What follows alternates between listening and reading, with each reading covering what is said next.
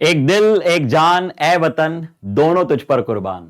एक दिल एक जान ए वतन दोनों तुझ पर कुर्बान। ये हवा ये धूप ये मिट्टी बस यही तो है मेरी पहचान। एक नहीं 100 बार मिटूं मैं तुझ पे, एक नहीं 100 बार मिटूं मैं तुझ पे। जी रहा हूं लेकर बस यही एक अरमान। नमस्कार, एक बार फिर बहुत बहुत स्वागत है आप सभी का। आज हम डिस्कस करने वाले हैं एक और धमाकेदार बेहतरीन यूनिट जिसका नाम है वेव ऑप्टिक्स। तो बहुत सारे कॉन्सेप्ट्स, बहुत सारे न्यूमेरिकल्स, बहुत कम समय में। क्या आप लोग तैयार हैं? तो एक बार मुस्कुराइए, आप हैं फिजिक्स वाला में। तो आइए करते हैं शुरुआत किसकी? वेव ऑप्टिक्स की। अब वेव ऑप्टिक्स की बात करने के पहले लाइट के नेचर पे थोड़ा सा प्रकाश डालते हैं, समझते हैं कि लाइट क्या है। न्यूटन साहब ने यह कहा कि लाइट जो है वो पार्टिकल है, कॉर्पस्क्यूल है। कौन सी थ्योरी में? कॉर्पस्क्यूलर थ्योरी में यह साफ साफ कहा गया कि लाइट पार्टिकल्स से मिलकर बनी हुई है। छोटे छोटे छोटे छोटे छोटे छोटे टाइनी टाइनी छोटू छोटू से कॉर्पस्क्यूल्स हैं, है ना, पार्टिकल्स हैं जो क्या करते हैं, जो इलास्टिक कोलिजन्स करते हैं। किससे? जिस भी ऑब्जेक्ट से वो टकराते हैं उनसे उनका इलास्टिक कोलिजन होता है। अब समस्या क्या थी? कई सारे फिनोमेना ऐसे हैं जो कि पार्टिकल नेचर से साबित नहीं हो रहे थे, जैसे कि इंटरफेरेंस, डिफ्रैक्शन। अगर मैं आपको यह बताऊं शॉर्ट में कि एक पार्टिकल और एक वेव में डिफरेंस क्या होता है, सबसे बड़ा फंडामेंटल डिफरेंस पार्टिकल नेचर। ये दो सेपरेट ब्रांचेस हैं साइंस के, ठीक है, दो शब्द नहीं है ये सिर्फ। पार्टिकल और वेव नेचर में बेसिक डिफरेंस क्या है? एक समय पे, एक लोकेशन पे, एक कोऑर्डिनेट पे एक ही पार्टिकल हो सकता है। समझे ना? एक समय पे किसी एक कोऑर्डिनेट पे XYZ X1 Y1 Z1 आपने लिख दिया, यहां पे एक ही पार्टिकल हो सकता है। दूसरा पार्टिकल या तो इसके आगे होगा या पीछे होगा, या ऊपर या नीचे, या दाएं या बाएं। उस जगह पे दो पार्टिकल नहीं हो सकते।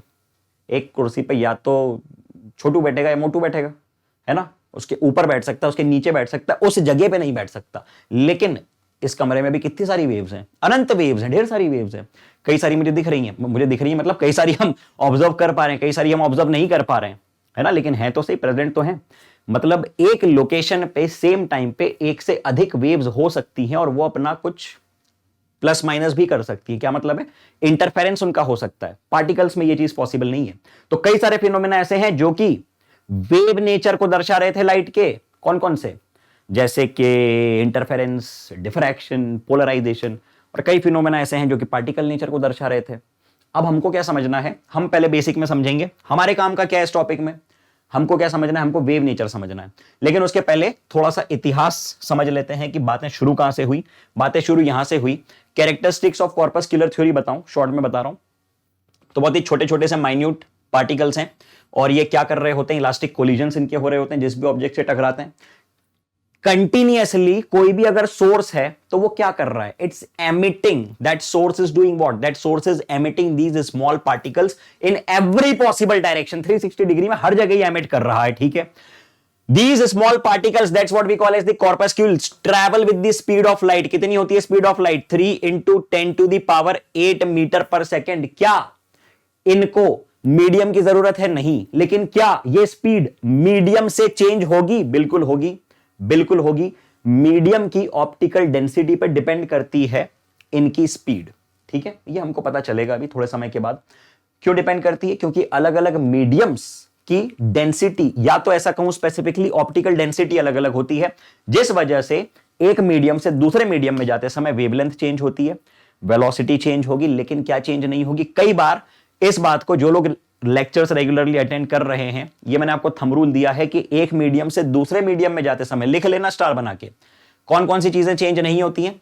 फ्रीक्वेंसी, फेज और कलर चेंज नहीं होती हैं। ये तीन प्रॉपर्टीज कॉमन बात है। EM wave, wave optics, waves, जितने भी टॉपिक हैं, जितने फिनोमिनाज हैं वेव से रिलेटेड, हर जगह ये बात लागू होगी। इस बात को लिख लेना, टैटू करवा लेना हाथ पे, ठीक है। फ्रीक्वेंसी, फेज और कलर चेंज नहीं होंगी, बाकी सारी प्रॉपर्टीज चेंज हो जाएंगी। अच्छी बात है। कैरेक्टरिस्टिक्स ऑफ वेव थ्योरी में हमने क्या बताया? Different colours of light are due to different size of the कॉर्पस्क्यूल।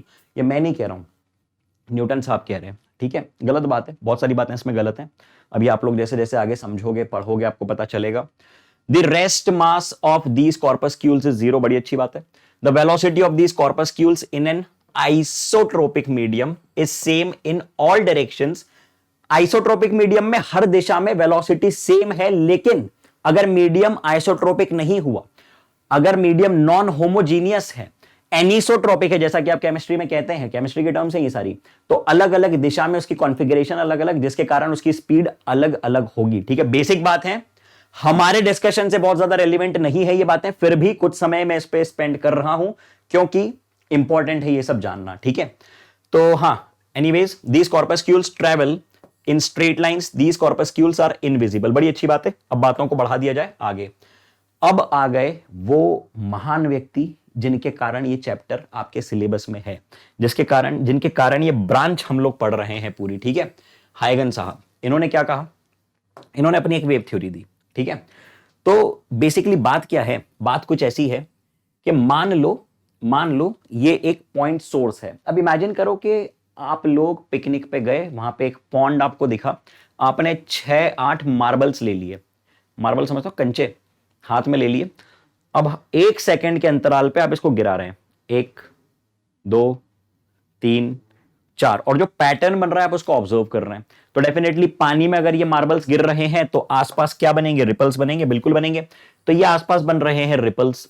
अब आपने क्या किया, बराबर बराबर डिस्टेंस पे कुछ प्लास्टिक की बॉल्स रख दी। ठीक है, ये आपने ले ली एक प्लास्टिक की बॉल 10 रुपए वाली, ये भी सेम टू सेम लिए, बिल्कुल है ना, ज्यादा महंगी मत लाना, हो सकता है इधर उधर चली जाए, आपको वापस ना मिले।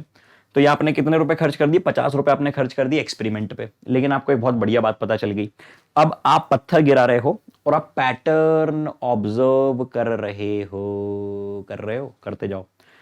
एक पैटर्न जब बनेगा ना, उसकी फोटो खींच लेना। ठीक है, या तो उसका वीडियो ले लेना। तो आप क्या ऑब्जर्व करोगे, आप ये ऑब्जर्व करोगे कि ये प्लास्टिक की बॉल्स जो बराबर बराबर बराबर दूरी पे रखी हुई थी, एक साथ ऊपर जाती है और एक साथ नीचे आती है। अच्छा, एक साथ ऊपर जा रही हैं, एक साथ नीचे आ रही हैं, मतलब ये प्लास्टिक की बॉल्स ऑसिलेट कर रही हैं अपनी पोजीशन के अबाउट, और एनर्जी आगे बढ़ रही है। एनर्जी किस दिशा में आगे बढ़ रही है, एनर्जी किस डायरेक्शन में आगे बढ़ रही है, एनर्जी यहां आगे बढ़ रही है, यहां आगे बढ़ रही है, ये जा रही है एनर्जी, ये चली। ठीक है, ओहो हो, बहुत बढ़िया, ये निकल रही है एनर्जी। अच्छा अच्छा अच्छा, ठीक है, और ये पार्टिकल्स कर रहे हैं ऑसिलेट। अब आपने क्या किया, आपने वो ये कहा कि यार ये जितने भी पार्टिकल्स ऑसिलेट कर रहे हैं इनका मैं ट्रेस कर लूं, इनका लोकस समझूं, तो वो क्या कहलाएगा, आइए समझते हैं, वो कहलाएगा वेव फ्रंट। चलिए, let's read what has been written. This theory was enunciated by Huygens in a hypothetical medium known as luminiferous ether। ये डिस्कशन कहां पे कर रहे हैं, ये कर रहे हैं ल्यूमिनीफेरस ईथर में। जानने की जरूरत नहीं है बहुत ज्यादा डिटेल में, समझते हैं हम लोग बातें। ईथर क्या है, is that imaginary medium which prevails in all space and is isotropic, perfectly elastic and massless. अब इन्होंने अपना एक्सपेरिमेंट इस मीडियम के अकॉर्डिंग दिया है, हम लोग इसको जनरलाइज करने वाले हैं। The velocity of light in a medium is constant but changes with the change in medium. क्या ये बात हमको मालूम है कि मीडियम के चेंज के साथ साथ चेंज होगी, कौन चेंज होगी, वेलोसिटी ऑफ लाइट। ओके, बहुत ही बढ़िया। अब इस थ्योरी की क्या खास बातें थी, इस थ्योरी की क्या हाइलाइट्स थी, शॉर्ट में हम लोग पढ़ते हैं quickly. The locus of all either particles vibrating in the same phase is known as the wave front। जितने भी पार्टिकल्स उस मीडियम में एक साथ नाच रहे थे, एक साथ ऊपर और एक साथ नीचे हो रहे थे, वो लोकस क्या कहलाएगा, वो लोकस कहलाएगा वेव फ्रंट। ठीक है, लोकस बेसिकली उसका ट्रेस, उसके ट्रेस की बात कर रहे हैं कि अभी ये क्या शेप बना, वो सभी पार्टिकल्स क्या शेप दर्शा रहे हैं, कितने, अगर मैं ये बात करूं कि अगर वो पार्टिकल्स को मैं ज्वाइन कर दूं, ठीक है, तो क्या शेप दिखेगा आपको दिखेगा एक सर्कल। क्यों, क्योंकि हम लोग 2D प्लेन की बात कर रहे हैं, पानी पे बात कर रहे हैं। और यही बात अगर मैं 3D स्पेस में करूं, मतलब एक पॉइंट सोर्स के लिए करूं जिसकी लाइट हर पॉसिबल डायरेक्शन में जाती है, तो उसके लिए क्या लोकस बनेगा, उसके लिए स्फीयर बनेगा, स्फीयर। ठीक है, 3D में स्फीयर, यहां पे क्या बन रहा है, सर्कल बन रहा है। बड़ी अच्छी बात है। तो आपने क्या कहा, locus of the all the ether particles vibrating in the same phase is known as the wave front. बड़ी अच्छी बात है। Light travels in the medium in the form of wave front. Okay, ठीक है, मालूम है हमको। When light travels in a medium, then the particles of medium start vibrating and consequently a disturbance is created in the medium। ठीक है, क्या कहा जा रहा है, लाइट जब ट्रैवल कर रही है, मान लो कि एनर्जी आगे बढ़ रही है। अब एनर्जी आगे तो बढ़ रही है, लेकिन उसके साथ साथ क्या हो रहा है, उसके साथ साथ ये पूरा जो लोकस है, ये जो पूरा रीजन है इसमें जितने भी पार्टिकल्स हैं वो क्या कर रहे हैं, वो वाइब्रेट कर रहे हैं, वो नाचना शुरू कर रहे हैं, वो अपनी मीन पोजीशन के अबाउट क्या कर रहे हैं, उछल रहे हैं, कूद रहे हैं, नाच रहे हैं। ठीक है, ये इनका बिहेवियर है। Okay, every point on the wave front becomes the source of secondary wavelets। अब एक वेव फ्रंट के थोड़ी दूरी पे अगर मैं बात करूं तो वहां पे क्या हो रहा है, वहां पे एक पार्टिकल है जो कि नाच रहा है। तो आपको नहीं लगता कि वो जो पार्टिकल उछल कूद कर रहा है उसके कारण भी तो कुछ डिस्टरबेंस प्रोड्यूस होगा? अरे वो पार्टिकल जो वहां पे नाच रहा है उसकी वजह से भी तो कुछ डिस्टरबेंस प्रोड्यूस होगा। मतलब क्या इस बात का? इस बात का मतलब यह है कि every point on the wave front becomes the source of secondary wavelet. बिल्कुल, हर पॉइंट जो कि वेव फ्रंट पे अवेलेबल है वो खुद एक नए सोर्स की तरह बिहेव करेगा, मतलब सेकेंडरी वेवलेट की तरह बिहेव करेगा। It emits secondary wavelets in all directions which travel with the speed of light. वो खुद भी एक नए सोर्स की तरह बिहेव कर रहा है जो कि एनर्जी एमिट कर रहा है और वो हर पॉसिबल डायरेक्शन में जा रही है। बहुत बढ़िया। The tangent plane to the secondary wavelets represent the new position of wave front. अब इस बात को हम समझते हैं। क्या समझते हैं? जैसे मान लो ये एक सोर्स है, बड़ी अच्छी बात है। अब आपने ये कहा कि सर इससे कुछ दूरी पे कई सारे पॉइंट्स हैं जो कि एक साथ उछल कूद कर रहे हैं, एक साथ ऊपर एक साथ नीचे जा रहे हैं। बहुत बढ़िया। अब मैंने ये कहा कि भाई साहब ये सेकेंडरी सोर्सेज बन गए, ये खुद भी नई वेव्स प्रोड्यूस करेंगे, ये खुद भी नए डिस्टरबेंस प्रोड्यूस करेंगे। बिल्कुल करेंगे। तो ये हमने रिप्रेजेंट किया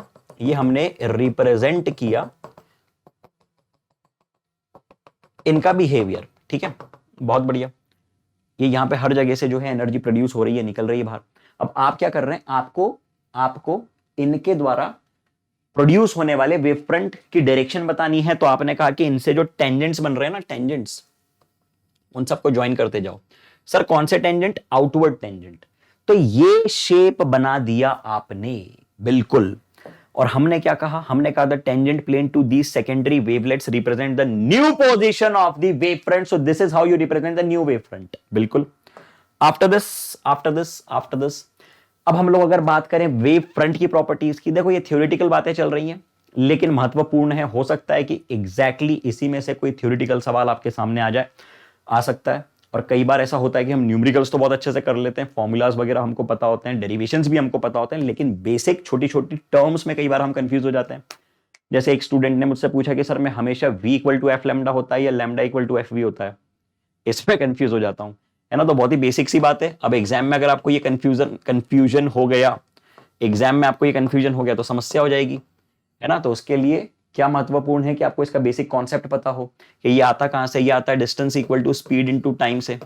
ठीक है, और 1/टाइम को आप एफ लिख सकते हैं, फ्रीक्वेंसी लिख सकते हैं।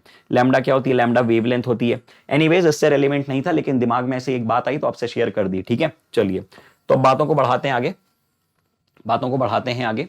Characteristics of the wave front. The phase difference between various particles on the wave front is 0, क्योंकि वो सभी पार्टिकल्स एक वेव फ्रंट पे एक साथ ऑसिलेट कर रहे हैं, सेम फेज में हैं, एक साथ मैक्सिमा और एक साथ मिनिमा पे जा रहे हैं।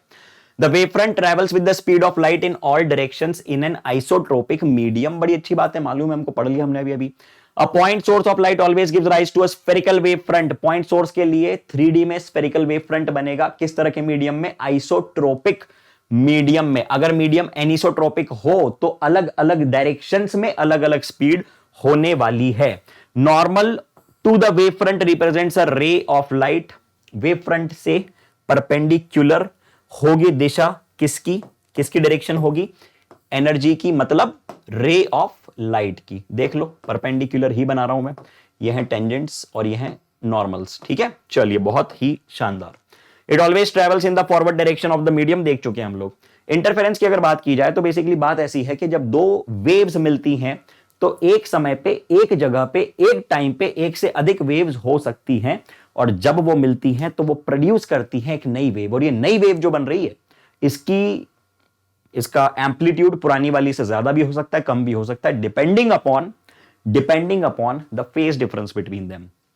बात कुछ ऐसी होने वाली है कि अगर आपके पास एक वेव है y equals to a1 sine of omega t, दूसरी वेव है y2 equals to a2 sine of omega t plus minus phi, मतलब दोनों के बीच में कुछ फेज डिफरेंस हो सकता है, बिल्कुल।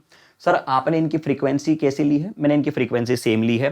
सो what are we saying? We are saying that when two light waves of same frequency with constant phase difference, constant phase difference, अभी फेज डिफरेंस इनके बीच का कांस्टेंट है, ये चेंज नहीं होने वाला है, super impose over each other the resultant amplitude okay is different from that of the individuals okay.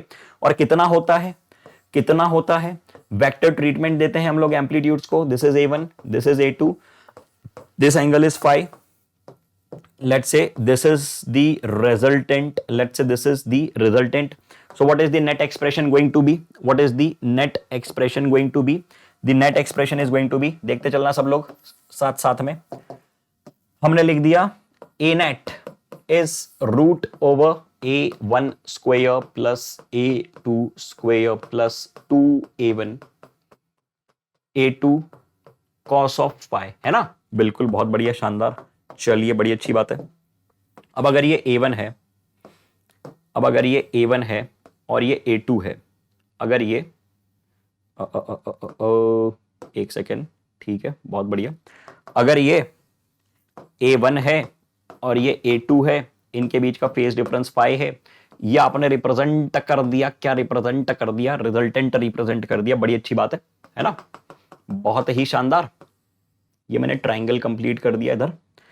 Now if this is A2, this is also A2, if this angle is theta, ठीक है, समझना बात को, triangle का नाम दे दो P Q R, ये पूरा एंगल phi, तो ये एंगल भी phi, तो ये इसको मैं क्या लिख सकता हूं? अगर ये A2 है तो क्या मैं इसको A2 cos of phi लिख सकता हूं? बिल्कुल लिख सकता हूं। तो क्या ये A2 sin of phi बन जाएगा? बिल्कुल बन जाएगा। तो क्या ट्राइंगल PQR को देख के, क्या ट्राइंगल PQR को देख के मैं ये बता सकता हूं कि PQR के लिए tan of theta, theta is the angle that the resultant makes with the base, लिखते चलना, छोटी छोटी बातें साथ में, वेक्टर्स वाली ही बातें चल रही हैं, कोई नई बात नहीं है, is opposite divided by the base, that means A2 sin of phi divided by A1 plus A2 cos of phi। कोई दिक्कत वाली बात किसी को भी इसमें नहीं है। तो हमने क्या निकाल दिया? हमने एक तो रिजल्टेंट निकाल दिया और दूसरा हमने एंगल निकाल दिया जो कि बेस के साथ बन रहा है रिजल्टेंट द्वारा। तो इन दोनों बातों को डाल देते हैं डब्बे में, ठीक है, वही वेक्टर्स वाले रिजल्ट हैं। अब कोहेरेंट सोर्सेस क्या होते हैं? कोहेरेंट सोर्सेस ऐसे सोर्स हैं जिनकी फ्रीक्वेंसी है सेम और फेज डिफरेंस है 0, सेम फेज में, ठीक है, सेम फेज में है। अब ये थोड़ा सा समझने वाली बात है कि इस तरह के सोर्सेज डेवलप कर लेना संभव नहीं है। दो अलग अलग सोर्सेज, मतलब मान लो कि आपके पास दो बल्ब हैं, बल्ब नंबर ए और बल्ब नंबर बी। अब आप बोल रहे हो कि सर ये दोनों बल्ब जो हैं ये दोनों सेम कंपनी के हैं, ठीक है, दोनों 20-20 रुपए के हैं या 40-40 रुपए के हैं, दोनों सेम पावर के हैं, एक जैसे दिख रहे हैं, दोनों सूर्या के बल्ब ले लिए या सिस्का के ले लिए, जो भी आपको लेना है, लेकिन still they can not be coherent, क्योंकि बात यह है कि इनके बीच में फेज डिफरेंस नहीं होना चाहिए। अब ये कैसे जज करोगे कि फेज डिफरेंस है या नहीं? ये थोड़ी सी मॉलिक्यूलर लेवल की बात है, ठीक है। होगा क्या, इसमें से जब करंट पास होगा तो इसकी फिलामेंट में से जब करंट गुजरेगा, जितने भी इलेक्ट्रॉन से उनका एक्साइटेशन होगा और फिर डी एक्साइटेशन होगा, और जब डी एक्साइटेशन होगा तो हायर एनर्जी ऑर्बिट से लोअर एनर्जी ऑर्बिट में आते समय एनर्जी रेडिएट की जाएगी, फोटॉन्स निकलेंगे, और ये जो एनर्जी निकलेगी, आप ये कैसे जज करोगे कि इन दोनों के अंदर जो एक्साइटेशन और डी एक्साइटेशन हो रहा है वो एक साथ हो? ये तो संभव नहीं है, ये तो टिपिकल बात है, बहुत बहुत ज्यादा अजीब बात है ये तो। ये कैसे कर सकते हैं हम लोग? तो इसलिए दो इंडिपेंडेंट सोर्स कभी कोहेरेंट नहीं हो सकते। तो मैं क्या कह रहा हूं, टू इंडिपेंडेंट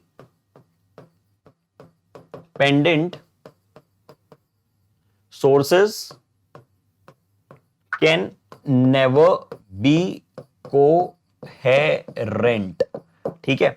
अगर दो सोर्सेज आपको कोहेरेंट चाहिए तो जरूरी है कि वो सेम सोर्स से डिराइव्ड हो। मतलब क्या है इस बात का? मतलब यह है कि मान लो यहां पे एक बल्ब रखा हुआ है, इसको आपने एस कह दिया, ये एक सोर्स है। अब इसके आगे आपने क्या किया, कार्डबोर्ड ले लिया और इस कार्डबोर्ड में आपने क्या कर दिया, दो स्लिट्स बना दी, दो होल्स कर दिए। तो इन होल्स में से लाइट निकल रही है, इन स्लिट्स में से लाइट निकल रही है, ये लाइट निकल रही है, ये लाइट निकल रही है। अब ये S1 और S2 जो है ना, ये S1 और S2 जो है, ये इंडिपेंडेंट सोर्स, ये इंडिपेंडेंट तो है लेकिन ये कोहेरेंट है। क्यों? क्योंकि ये सेम सोर्स से डिराइव्ड है। तो इस तरह से आप दो कोहेरेंट सोर्सेस को डेवलप कर सकते हो और ये रीजन है कि कोई इंडिपेंडेंट सोर्स कभी कोहेरेंट नहीं होगा।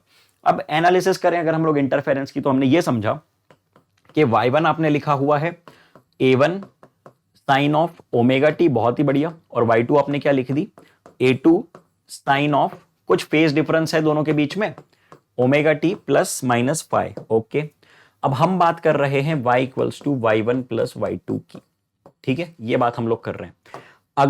अगर ये एक वेव है, समझना है ना, समझते हैं थोड़ा सा फिजिकली समझते हैं इस बात को। अब मान लो कि दूसरी वेव जो है वो बिल्कुल ऐसे शुरू हो रही है। ठीक, इसका एम्पलीट्यूड a1, इसका एम्पलीट्यूड a2, ठीक है, एक का एम्पलीट्यूड a1, एक का एम्पलीट्यूड a2, है ना, बहुत बढ़िया। अब क्या इसका पार्टिकल जब ऊपर जाएगा, इसका पार्टिकल भी ऊपर जाएगा, जब एक पार्टिकल नीचे आएगा तो उसका कॉन्सिक्यूटिव पार्टिकल भी नीचे आ रहा है, बिल्कुल आ रहा है। तो हो सकता है कि इनके बीच में फेज डिफरेंस जो है वो जीरो हो। मान लो कि फेज डिफरेंस जीरो है तो क्या होगा, तो यहां पे होगा कंस्ट्रक्टिव इंटरफेरेंस। जो नेट वेव बनेगी उसका एम्पलीट्यूड बड़ा होगा, a1 और a2 दोनों से ही बड़ा होगा। ठीक है, यानी कुछ ऐसा पैटर्न डेवलप हो सकता है। अभी बिल्कुल लेमैन लैंग्वेज में हम लोग समझ रहे हैं, इसकी इक्वेशन से भी हम लोग निकाल लेंगे। ठीक है, कि क्या कंडीशन होती है कंस्ट्रक्टिव और क्या कंडीशन होती है डिस्ट्रक्टिव की। अब हम लोग एम्पलीट्यूड को देते हैं वेक्टर ट्रीटमेंट, और जब इसका फेजर रिप्रेजेंटेशन हम करते हैं, तो अभी हम लोगों ने किया था, क्या बनाया था हमने, कुछ ऐसा बनाया था कि this is a1 and this is a2 exactly, and this is the phase difference between them, this is phi, and what is the resultant, this over here is the resultant, this over here is the resultant r. okay, that's fine. Complete करो जरा parallelogram. ठीक है, वही जो आपने अभी किया था। और रिजल्ट आपने क्या बताया था, आपने रिजल्ट बताया था ये a square equals to a1 square plus a2 square plus, बोलते चलो, 2a1 a2 cos of phi. बहुत ही बढ़िया। अब इसके बेसिस पे कुछ जनरलाइजेशंस करते हैं। सबसे पहले ये बताओ कि यहां से हम लोग a मैक्स पे क्या कमेंट कर सकते हैं, यहां से हम लोग a मैक्स पे क्या कमेंट कर सकते हैं, हम लोग ये कमेंट कर सकते हैं कि एम्पलीट्यूड मैक्सिमम तब होगा जब cos फाई की वैल्यू हो जाए 1, यानी फाई की वैल्यू हो जाए 0। और ये मैक्सिमम होगा कितना, ये होगा a1 square plus a2 square plus 2a1 a2, यानी a1 plus a2, a1 plus a2, a max square की वैल्यू है a1 plus a2 the whole square, तो a मैक्स कितना आ गया, सिंपली a1 प्लस a2, ये आ गया a मैक्स। अब अगर यहीं पे मैं a मिन की बात करूं, तो मिनिमम एम्पलीट्यूड कब होगा और कितना होगा, मिनिमम एम्पलीट्यूड तब होगा जब cos फाई की वैल्यू है -1, यानी फाई की वैल्यू है 180 डिग्री। तो a मिन कितना हो जाएगा, a मिन हो जाएगा a1 माइनस a2। बहुत बढ़िया, डाल देते हैं इस बात को डब्बे में, ये डाल दिया हमने डब्बे में, बहुत ही शानदार। ओके, बहुत बढ़िया। अब इंटेंसिटी और एम्पलीट्यूड में क्या रिलेशन होता है, बात ध्यान रखना, इंपॉर्टेंट बात बता रहा हूं। ठीक है, इसको थोड़ा सा सिस्टमैटिक लिख देते हैं। क्या लिखा हम लोगों ने लिखा कि a square equals to a1 square plus a2 square plus 2a1 a2 cos of phi. अरे रे रे रे रे रे, क्या हो रहा है ये, sorry for the inconvenience caused due to technicalities. Okay, ठीक है, तो ये ऐसा हम लोगों ने लिखा। अब एक बात ध्यान रखना, काम की बात बता रहा हूं, सुन रहे हो क्या सब लोग, सुन रहे हो कि सो गए, सुन रहे हो ना, तो सुनते रहना। हमने लिखा के नोट, क्या नोट करना है, नोट ये करना है कि जो इंटेंसिटी है ना वो प्रोपोर्शनल होगी स्लिट विड्थ के, और वो प्रोपोर्शनल होगी a स्क्वायर के।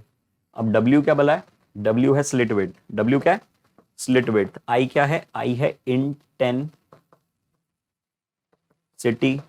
W क्या है, W है slit width. Okay okay okay okay, A क्या है, ए है एम्पलीट्यूड। ओके, तो यहीं पे से आप इस बात को क्या लिख सकते हैं, अभी अभी आपने ये लिखा कि ए स्क्वायर, यहां लिख देता हूं एक बार फिर से, ठीक है, ब्लैक दिख रहा है, दूसरा कलर यूज करते हैं, दूसरा कलर यूज कर लेते हैं।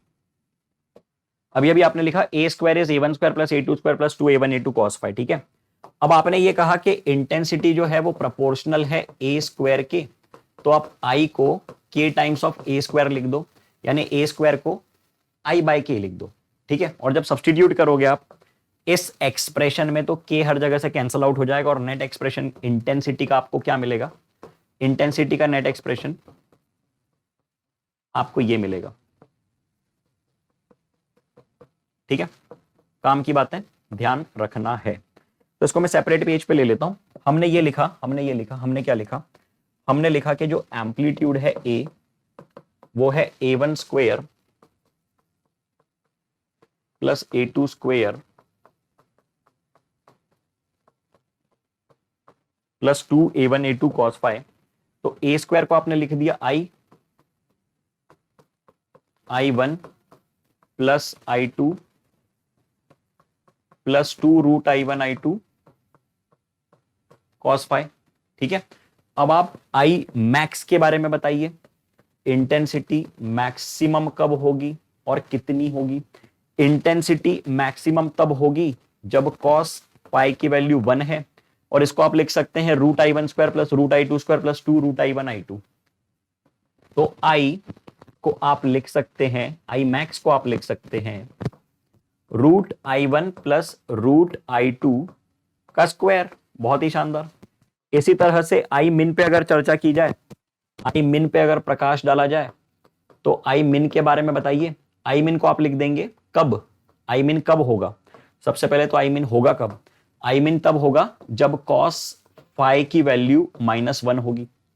आई मिन तब होगा जब cos फाई की वैल्यू -1 होगी, और ये होगा कितना, ये इतना होगा, I min is root I1 minus root I2 the whole square. तो ये दोनों बातों को डाल दीजिए डब्बे में, ये दोनों बातों को डाल दो डब्बे में, ठीक है। ये आपने डाल दिया इनको डब्बे में, बहुत बढ़िया। तो I max upon I min, I max is to I min क्या बन जाएगा, ये बन जाएगा root I1 plus root I2 upon root I1 minus क्या बन जाएगा, ये root I1 plus root I2 divided by root I1 minus root I2 the whole square. Okay, ये बन गया एक्सप्रेशन। अब यहां से रूट I2 कॉमन निकाल लो, रूट I2 कॉमन निकाल दो, और उसके बाद ये रूट I1 बाई I2 को कुछ x या r सब्सटीट्यूट कर दो, ठीक है, r सब्सटीट्यूट कर दो। तो यही फॉर्मूला जो है ना आई मैक्स, देखो न्यूमेरिकल्स में काम आता है इसलिए बता रहा हूं आपको इतना, ठीक है, सुनते चलना। आई max is to I min क्या बन जाएगा, r+1 अपॉन r-1 दी होल स्क्वायर, ठीक है। आई को आपने, r को क्या लिख दिया आपने, रूट I1 बाय I2। तो चलो बहुत बढ़िया, सारे फॉर्मूले हम लोगों ने लिख लिए हैं, काम की बातें हैं। उम्मीद करता हूं कि ये बातें दिमाग में रहेंगी, रहनी चाहिए, न्यूमेरिकल्स आएंगे इस पे बहुत सारे, ठीक है। चलिए अब यहां पे अगर हम बात करें interference, so this follows the conservation of energy, total energy definitely is going to be conserved. Average intensity is the sum of maximum plus minimum by 2।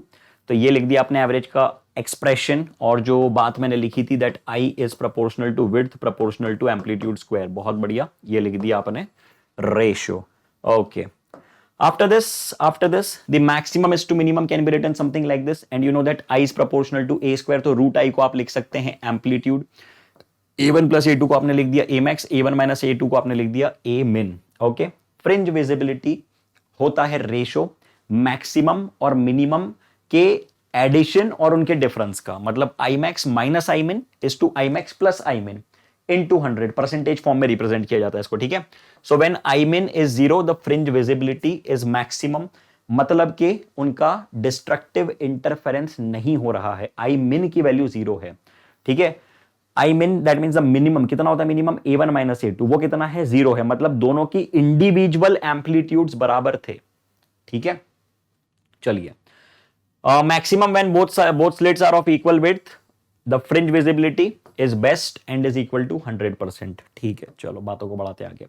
अब हम बात कर रहे हैं यंग्स डबल स्लिट एक्सपेरिमेंट की। YDSE की चर्चा चल रही है। YDSE में हमें चाहिए दो कोहेरेंट सोर्सेस। कोहेरेंट सोर्सेस कैसे डेवलप करेंगे, आपको मैंने कहा था, क्या कहा था कि अगर ये एक सोर्स है S, इसके आगे आपने ले लिया एक कार्डबोर्ड जिसमें आपने कर दिए दो होल्स, दो स्लिट्स बना दी। अब ये दोनों स्लिट्स में से क्या होगा, इन दोनों स्लिट्स में से लाइट निकलेगी और उसका इंटरफेरेंस होगा और उसके पैटर्न को आप आगे एक स्क्रीन पे करेंगे ऑब्जर्व। ये रही स्क्रीन। तो यहां पे बनती हैं स्ट्रिप्स। यहां पे क्या बनती है, यहां पे बनती हैं स्ट्रिप्स ज़ेब्रा टाइप की, ठीक है। ये ऐसी स्ट्रिप्स बनती हैं स्क्रीन पे। अब इसमें ब्राइट डार्क इस तरह की फ्रिंजेस आप ऑब्जर्व करेंगे, ठीक है। You going to observe bright and dark fringes pattern, okay, something like this. ये हमने रिप्रेजेंट कर दिया, ठीक है, ऐसे ऐसे ऐसे, ओके। तो क्या होगा इसमें, क्या पोजीशन होगी ब्राइट की, क्या पोजीशन होगी डार्क की, आइए समझने की कोशिश करते हैं। सबसे पहले interference follows the law of conservation of energy, बिल्कुल इन बातों का हमको ध्यान रखना है। Second point, YDSE division of wave front takes place, wave front का डिवीजन होगा, ठीक है। In one of the two slits is closed, अगर दो में से एक स्लिट को आपने बंद कर दिया तो कोई भी इंटरफेरेंस नहीं होगा। क्यों? क्योंकि एक तो हटा दिया आपने, एक से ही निकल रही है वेव, तो काय का इंटरफेरेंस, ठीक है। एक सोर्स की तरह बिहेव करेगा वो, तो कोई इंटरफेरेंस देखने को नहीं मिलेगा उस केस में, ठीक है। चलो, if white light is used as parent source, if white light is used as parent source, मतलब कि 7 कलर एक साथ आ रहे हैं, तो क्या होगा, डेफिनेटली उनकी स्प्लिटिंग होगी। Fringes will be coloured, fringes coloured बनेंगी, और फ्रिंज की विड्थ जो है, जो आप अभी समझेंगे थोड़ी देर में कि क्या होती है fringe width, beta equals to lambda D by D. Lambda अलग अलग तो बीटा भी अलग अलग करेंगे अभी हम डिराइव, ठीक है। अभी आपको जानना जरूरी है कि ये क्या होने वाला है। अगर आप इनको लाइट चेंज कर दिया तो क्या होगा, एक स्लिट बंद कर दी तो क्या होगा, ये सारी बातें पता होनी चाहिए। Central fringe will be white, the fringe closest on either side of the central white is red. अब क्यों होगी उसकी बात अभी करते हैं, ठीक है। इन पॉइंट्स को थोड़ी देर के लिए रहने देते हैं। चलो करते हैं इसको डिराइव। सिचुएशन क्या है, सिचुएशन कुछ ऐसी है कि आपके पास देखते चलना, शॉर्ट में डिराइव कर दूंगा, मजा आ जाएगा। ये एक S1, ये एक S2, ठीक है, S1 और S2, बहुत बढ़िया। और ये है क्या, ये है स्क्रीन, ये है स्क्रीन, ओके। यहां पे मैंने बना दी स्क्रीन। अब यहां पे आपने कह दिया कि ये सोर्स नंबर 1 S1, ये सोर्स नंबर 2 S2। अब इनके बीच का सेपरेशन कितना बता दिया आपने भाई, आपने इनके बीच का सेपरेशन लिख दिया D, आपने इनके बीच का सेपरेशन लिख दिया कैपिटल D, और ये सेपरेशन आपने लिख दिया स्मॉल d, ठीक है। अब यहां से एक वेव निकली, यहां से दूसरी वेव निकली, और जाके इनका इंटरफेरेंस हुआ किस पॉइंट पे, किसी P पॉइंट पे, इनका इंटरफेरेंस हुआ किसी पॉइंट P पे। अब ये एक वेव है, बना दो चाहो तो ऐसी, ठीक है। और ये एक वेव बना दो, ये दूसरी वेव बना दो, यहां से एक परपेंडिकुलर ड्रॉप करो, ठीक है।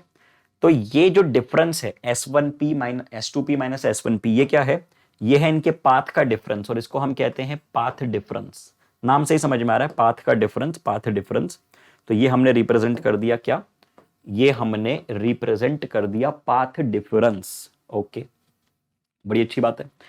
अब हम लोग क्या एजम्पशन लेके चल रहे हैं, हम लोग एजम्पशन लेके चल रहे हैं कि एंगल्स छोटे हैं, हम लोग एजम्पशन लेके चल रहे हैं कि एंगल्स छोटे हैं, है ना, बिल्कुल छोटे छोटे से एंगल है। उसका क्या बेनिफिट, उसका बेनिफिट यह है कि आप साइन थीटा को almost equal to theta, almost equal to tan theta consider कर सकते हैं।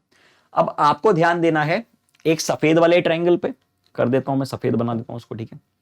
आपको ध्यान देना है एक सफेद ट्रायंगल पे, और आपको ध्यान देना है एक ऑरेंज ट्रायंगल पे। दिख रहा है ऑरेंज ट्रायंगल सबको, ऑरेंज ट्रायंगल दिख रहा है सबको, ये देखो अब दिख रहा है, अब दिख रहा है ऑरेंज ट्रायंगल, बिल्कुल। और सफेद ट्रायंगल भी दिख रहा होगा। ये दोनों ट्रायंगल्स पे ध्यान देना है बस जीवन में, ठीक है। अब एंगल अगर छोटा है तो हम एजम्पशन लेके आगे बढ़ सकते हैं कि ये एंगल थीटा, ये एंगल भी थीटा। अब ये जो पॉइंट P है, ये जो पॉइंट P है, सेंट्रल लाइन से इसकी कुछ दूरी है, कितनी दूरी है इसकी, सेंट्रल लाइन से इसकी कुछ दूरी है, कितनी है ये दूरी, ये दूरी है, ये दूरियां कितनी है, ये दूरियां, ये है x, क्या रिप्रेजेंट कर दिया आपने इसको, x बोल दिया, x, this is x n। अब ये x जो पोजीशन है यहां पे मैक्सिमा भी हो सकता है, मिनिमा भी हो सकता है, वही तो पता करना है हमको। तो क्या रिलेशन है, आइए पता करते हैं क्या रिलेशन है, पता करते हैं। अब हम कैसे जनरलाइज करेंगे, थॉट देखना, ठीक है।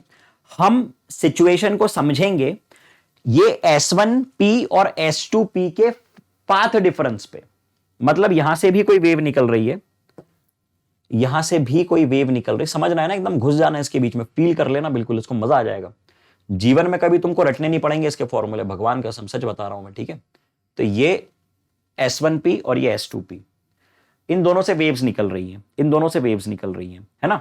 और ये इनका पाथ डिफरेंस है, ये S2, यहां पे कोई नाम दे दो इसका, ठीक है, ये P है तो इसको मैं क्या नाम दे दूं, Q नाम दे दूं, Q, इस पॉइंट का नाम मैंने Q दे दिया, बहुत बढ़िया, S1 S2 Q, और ये P क्या नाम दे दें इसका, इसका नाम क्या दे दें, P बोलो MN, PMN ऐसा बोल देते हैं, ठीक है, ये M है ये N है, नाम हम लोग दे रहे हैं, बस आपके मेरे बीच की बात है ये, ठीक है। चलो तो बात ऐसी है कि कंस्ट्रक्टिव इंटरफेरेंस कब होगा, कंस्ट्रक्टिव इंटरफेरेंस कब होगा, कंस्ट्रक्टिव इंटरफेरेंस तब होगा जब दोनों वेव्स जो हैं, ठीक है, सुनना ध्यान से, जब दोनों वेव्स जो हैं, देखते चलो, एक बार में डिराइव होगी पूरी बात। ये एक वेव, ठीक है, y1, और ये दूसरी वेव, ठीक है, वेव नंबर 2, क्या इनके बीच में कोई पाथ डिफरेंस है, नहीं है, ठीक है, कोई पाथ डिफरेंस इनके बीच में नहीं है, कोई फेज डिफरेंस इनके बीच में नहीं है। तो इस सिचुएशन में ये कैसा इंटरफेरेंस देगा, कंस्ट्रक्टिव इंटरफेरेंस देगा, मतलब जो नेट वेव बनेगी वो बड़ी वेव बनेगी, ठीक है, ब्राइट फ्रिंज आपको देखने को मिलेगी, क्या देखने को मिलेगी, ब्राइट फ्रिंज देखने को मिलेगी, मतलब इनके बीच का पाथ डिफरेंस जो है वो या तो 0 हो जाए, ठीक है सर, या तो मैं इतना इतना हटा दूं, इतना इतना हटा दूं, अभी भी क्या दिख रहा है आपको, अभी भी जितनी भी बनेगी वो कंस्ट्रक्टिव ही बनेगी, बिल्कुल, मतलब या तो इनके बीच का पाथ डिफरेंस लैम्डा हो जाए, या तो 2 लैम्डा हो जाए, या तो 3 लैम्डा हो जाए, अच्छा, मतलब n लैम्डा हो जाए, मतलब डेल्टा x कितना हो जाए, n टाइम्स ऑफ लैम्डा हो जाए। और कई किताबों में ऐसा कहा जाता है कि ये 2n होना चाहिए, ये 2n times of lambda bye 2 होना चाहिए, मतलब इवन मल्टीपल होना चाहिए लैम्डा बाय 2 का, जैसा आपको समझ में आए समझो, कोई रटने वाली बात नहीं है, ठीक है। मुझको तो 12वीं में दोनों ही तरह से समझ में नहीं आता था फिर एक दिन बैठा शांति से, सोचा कि बोलना क्या चाह रहे, कोई किताब वाले बोलते लैम्डा बाय 2, कुछ किताब वाले बोलते लैम्डा, तब समझ में पागल बनाया जा रहा है तुमको, मतलब सब अपनी अपनी तरह से बात बोल रहे हैं, कंफ्यूज हम बिना मतलब में हो रहे हैं। इतनी सी बात है कि ये कंडीशन है जब दोनों एक साथ मिलके बड़ा इंटरफेरेंस बनाएंगे, कंस्ट्रक्टिव इंटरफेरेंस बनाएंगे, ठीक है। चलो ये हमने कर दिया इसको हाईलाइट, बहुत बढ़िया, बहुत शानदार, मजा आ गया, ठीक है। This is the condition of constructive, this is the condition of constructive interference, है ना। इसी तरह से अगर मैं डिस्ट्रक्टिव की कंडीशन मार्क करना चाहूं, डिस्ट्रक्टिव की कंडीशन आपको बताना चाहूं, तो वो क्या बनेगी, वो कुछ ऐसी बनेगी के ये मान लो 2 वेव्स हैं, ठीक है सर, हैं, बना दी हमने, बना दी हमने, बना दी हमने, कहाँ बना दी, आ रही हैं, क्या आ रही है, वेव्स आ रही हैं, ये देखो, ये देखो, आ गई, बहुत बढ़िया, आ गई, बिल्कुल आ गई, आ गई ना, बिल्कुल आ गई। दूसरी कहाँ है, दूसरी यहाँ है, दूसरी ऐसे शुरू हो रही है, ऐसे शुरू हो रही है, अच्छा अच्छा, ठीक है। तो इनके बीच में अभी पाथ डिफरेंस कितना है, इनके बीच में पाथ डिफरेंस इतना है, मतलब ये आधी पीछे है, क्या मतलब है इस बात का, इस बात का मतलब ये है कि इनके बीच का जो पाथ डिफरेंस है ना, इनके बीच का जो पाथ डिफरेंस है, हम बात कर रहे हैं डिस्ट्रक्टिव इंटरफेरेंस की, ठीक है। इनके बीच का जो पाथ डिफरेंस है डेल्टा एक्स, वो कितना होना चाहिए, वो होना चाहिए लैम्डा बटे 2, वो होना चाहिए कितना, वो होना चाहिए लैम्डा बटे 2, लैम्डा बाय 2, अच्छा अच्छा अच्छा। लेकिन अगर इसमें से मैं इतना उड़ा दूं, समझ रहा, अभी भी तो वही कंडीशन है, अभी भी तो वही कंडीशन है कि ये नीचे जा रहा है, ये ऊपर जा रहा है। अरे रे रे रे रे, ओहो हो, गलती से गलती से गलती से गलती से गलती से गलती से गलती से, ठीक है। अभी भी तो वही कंडीशन है कि ये नीचे जा रहा है तो ये ऊपर जा रहा है, डिस्ट्रक्टिव ही तो होगा, ये ऊपर जा रहा है ये नीचे जा रहा है ना। और ये शुरू कहां से हो रहा था, यहां से शुरू हो रहा था ऐसा। तो पिछली बार आपने कहा था कि लैम्डा बाई 2 पाथ डिफरेंस हो, अब आपने उसमें लैम्डा और ऐड कर दिया, मतलब या तो लैम्डा बाई 2 हो, या तो लैम्डा प्लस लैम्डा बाई 2 हो, मतलब 3 लैम्डा बाई 2 हो, या तो 5 लैम्डा बाई 2 हो, and so on and so on, ये कंडीशन हो। तो क्या कहेंगे आप, तो आप ये कहेंगे कि डेल्टा, तो आप ये कहेंगे कि जो इंटरफेरेंस है वो डिस्ट्रक्टिव होने वाला है। इसको जनरलाइज करके मैं कैसे लिख सकता हूं, इसको जनरलाइज करके मैं ऐसे लिख सकता हूं 2n प्लस 1 लैम्डा बाई 2, ठीक है। मैं इसको 2n माइनस 1 भी लिख सकता हूं, कई किताबों में प्लस 1 लिखा होता है, कई किताबों में माइनस 1 लिखा होता है। बच्चे कंफ्यूज हो जाते हैं कि सर प्लस लें कि माइनस लें, हम तो डर गए, कहीं पे प्लस लिखा है कहीं पे माइनस लिखा है, हाय दैया क्या करें। अरे प्लस अगर ले रहे हो, प्लस अगर आप ले रहे हो, है ना, तो n की वैल्यू 0 से स्टार्ट कर सकते हो। n की वैल्यू 0 रख के देखो, लैम्डा बाई 2, n की वैल्यू 1 रखो, 3 लैम्डा बाई 2, 2 रखो, 5 लैम्डा बाई 2। अगर आप माइनस 1 ले रहे हो, 2n माइनस 1 लैम्डा बाई 2 लिख रहे हो, अगर आप 2n माइनस 1 लैम्डा बाई 2 लिख रहे हो, तो आप 2n माइनस 1 लैम्डा बाई 2 वाले केस में n की वैल्यूज कहां से शुरू करोगे। कॉमन सेंस की बात है कि मैं n की वैल्यू 0 यहां पे नहीं रख सकता हूं, मैं n की वैल्यू यहां पे रखूंगा 1, फिर 2, फिर 3 एंड सो ऑन। और ऊपर मैं n की वैल्यू क्या रखूंगा, ऊपर मैं n की वैल्यू क्या रखना शुरू करूंगा, ऊपर मैं n की वैल्यू रखना शुरू करूंगा 0, 1, 2 एंड सो ऑन। ऐसी बात है, ठीक है, ये बात है यहां पे। चलिए बहुत बढ़िया, तो चर्चा बढ़ा देते हैं आगे। अब आपको डिराइव करना है इनकी कंडीशन। आपने पाथ डिफरेंस की कंडीशन तो बता दी, बिल्कुल बता दी। क्या कहा आपने, आपने ये कहा कि सर अगर हम कंस्ट्रक्टिव की बात करें, अगर हम कंस्ट्रक्टिव की बात करें तो जो पाथ डिफरेंस है ये लोग डेल्टा से रिप्रेजेंट कर रहे हैं, मैं डेल्टा एक्स से रिप्रेजेंट करता हूं। और वही बात आ गई, यहां पे लिखा हुआ है 2n times of lambda by 2 और मैंने डायरेक्टली लिख दिया था n लैम्डा। तो उम्मीद करता हूं कि आप में इतना कॉमन सेंस आ चुका है कि अब आप लोग इन बातों पे कंफ्यूज नहीं होंगे, होंगे क्या, नहीं होंगे।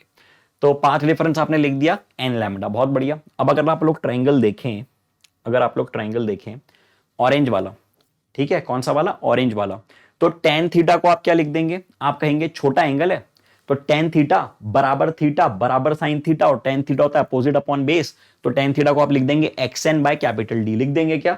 तो आइए लिख देते हैं, फिर से बोल रहा हूं मैं, टेन थीटा को क्या लिख दिया आपने, यहां लिख देता हूं मैं, टेन थीटा को आपने कहा कि भाई ये तो ऑलमोस्ट इक्वल टू थीटा होगा, almost equal to sine theta होगा, क्योंकि एंगल छोटा है, और इसको आपने लिख दिया x n divided by capital D. बहुत बढ़िया, ये बन गई मेरी पहली इक्वेशन, ये बन गई मेरी पहली इक्वेशन, बिल्कुल बन गई।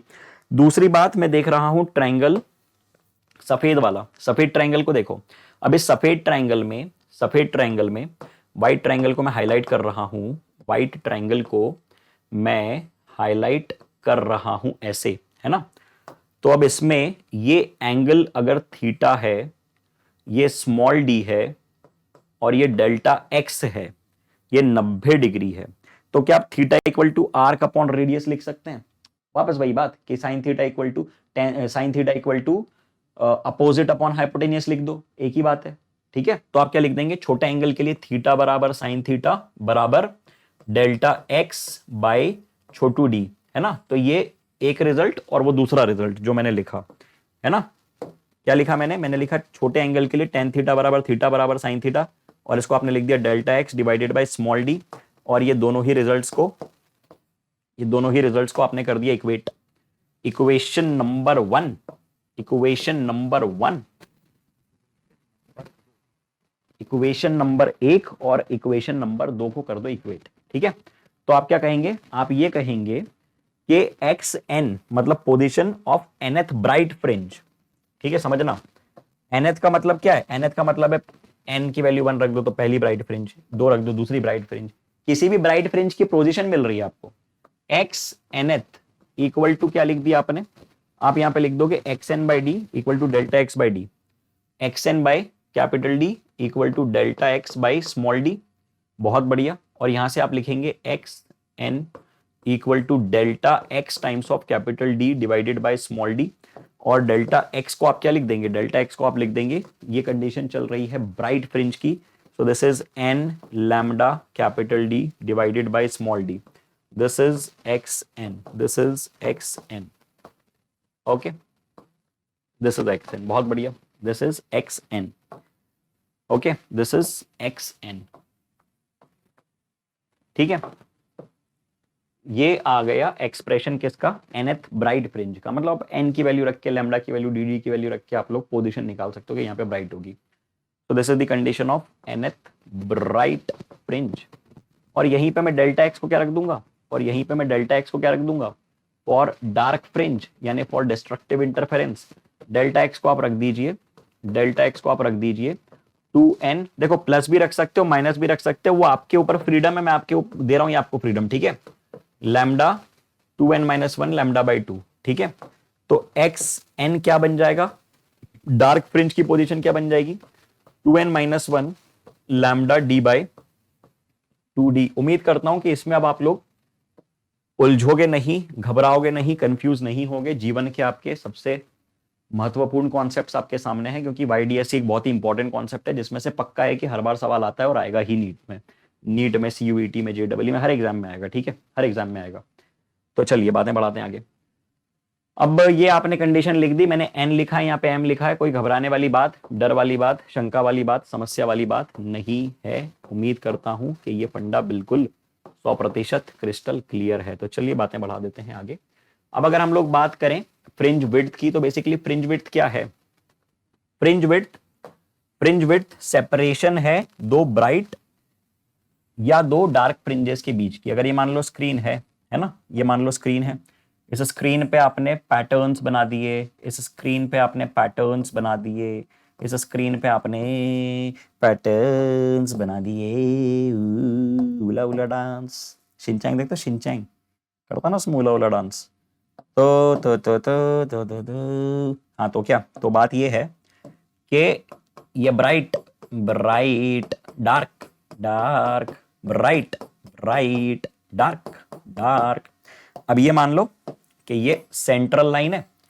ठीक. अब आपको क्या निकालनी है, आपको फ्रिंज विड्थ निकालनी है. तो फ्रिंज विड्थ कैसे निकालोगे, किसी भी ब्राइट और उसकी अगली ब्राइट के बीच का सेपरेशन निकाल दो, या किसी भी डार्क और उसके अगले डार्क या उसके पिछले डार्क के बीच का सेपरेशन निकाल दो.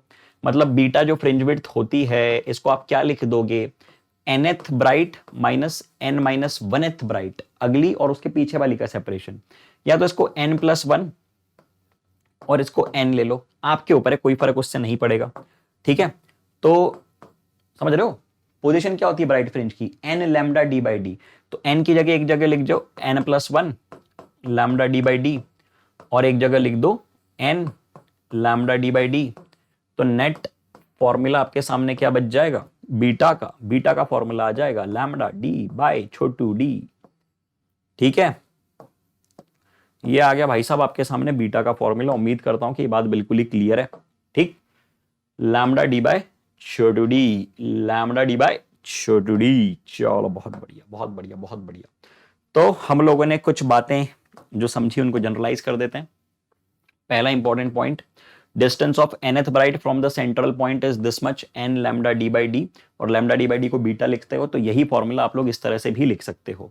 Distance between n1 and n2 bright fringe, तो n1 lambda D by D minus n2 lambda D by D, तो ये n2 minus n1 times of beta बन जाएगा. The distance of mth dark fringe from the central fringe, mth dark fringe from the central fringe, तो n के बदले m रख दो वही वाले फॉर्मूले में. कौन से वाले फॉर्मूले में, ये लिख देता हूं यहाँ पे, क्या बन जाएगा ये 2m minus 1 lambda D by 2d. ठीक है. Distance of nth bright from mth, अभी मैं कभी नहीं बोलूंगा कि ये सारे फॉर्मूले रटो आप लोग. क्या बोल रहा है, nth bright n minus 1 lambda D by D, और mth डार्क तो m minus 1 lambda D by 2d रख दो, लिख दो, सॉल्व कर लो. हर कंडीशन के इतने फॉर्मूले रटने की जरूरत आपको नहीं है. ठीक है, ये बताया हुआ है आपको, मैंने क्यों बता के रखा है इतना सारा स्लाइड्स में, ताकि आप लोगों को पता हो कि यही चीजों से हम कितना एक्सपांड कर सकते हैं, कितनी सारी चीजें हम जनरेट कर सकते हैं, अथा फॉर्मूले जनरेट कर सकते हैं. लेकिन सारे रटना है क्या, नहीं रटने. मुझे भी याद नहीं रटने इतने सारे फॉर्मूले, तो लेकिन मेरा कोई सवाल नहीं रुकता है. ठीक, और मैं यही चाहता हूं कि आपके साथ भी ऐसा ही हो. इसके बाद अगला टॉपिक आपके सामने आ रहा है डिफ्रैक्शन ऑफ लाइट. सीधे से मैं कह रहा हूं कि जो चीजें हमने अभी YDSC में पढ़ी, बिल्कुल उसका उल्टा करने वाले हम लोग डिफ्रैक्शन के लिए, क्योंकि डिफ्रैक्शन के रिजल्ट्स बिल्कुल उल्टे आएंगे अभी YDSC के रिजल्ट्स के, ऐसे ही ध्यान रखना। डिफ्रैक्शन होता क्या है? डिफ्रैक्शन होता है बेंडिंग ऑफ लाइट। अब आज तक हमने ये समझा है कि लाइट जो है, रोशनी जो है ना, बड़ी सीधी है, बड़ी सीधी सीधी चलती है। लेकिन आज हमको पता चलेगा कि भाई साहब इतनी भी सीधी नहीं जितना हम इसको समझ रहे थे। ठीक है, ये कौन है? रे ऑफ लाइट है, किरण। किरण किरण किरण जा रही थी सीधी सीधी, लेकिन किरण के रास्ते में आ गया ऑब्स्टेकल। किरण के रास्ते में कौन आ गया? ऑब्स्टेकल, छोटू सा ऑब्स्टेकल। अब ज्योमेट्रिकल ऑप्टिक्स पढ़ाते समय मैंने आपको एक बात बहुत क्लियरली कही थी कि जितने भी ऑब्स्टेकल्स हैं वो काफी बड़े हैं वेवलेंथ ऑफ कंपैरिजन के, वेवलेंथ ऑफ लाइट के कंपैरिजन में। अब ये जो ऑब्स्टेकल है ये कंपैरेबल है उसके वेवलेंथ के। तो अगर ऐसा होता है तो लाइट इतनी शानी है ना कि वो टकराएगी नहीं इससे। क्यों टकराएगी? घूम के निकल जाएगी, इग्नोर मार के। ठीक है, लाइट ने अपना पाथ चेंज कर लिया।